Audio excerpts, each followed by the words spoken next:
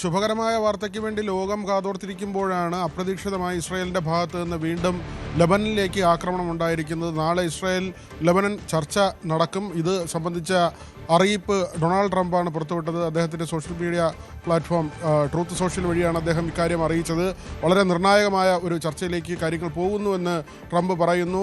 പ്രതീക്ഷ ട്രംപ് കൂടി പങ്കുവയ്ക്കുകയാണ്. കാരണം ഇപ്പോൾ ഈ ഇറാൻ അമേരിക്ക ഇസ്രായേൽ ആ ഒരു പോരാട്ടം നടക്കുമ്പോൾ തന്നെ ഇതിൻ്റെ അടിസ്ഥാന പ്രശ്നം എന്നത് ഇസ്രായേലിൻ്റെ ഒരു ആക്രമണോത്സുകതയാണ്. അല്ലെങ്കിൽ മറ്റ് ഇറാനെ സഹായിക്കുന്ന രാജ്യങ്ങൾക്ക് നേരെ കൂടി ആക്രമണം നടത്തുന്നു എന്നതാണ്. യമന് നേരെയും ലെബനന് നേരെയും തുടരെ ഇസ്രായേലിൻ്റെ ഭാഗത്ത് നിന്ന് ആക്രമണം ഉണ്ടാകുന്നു.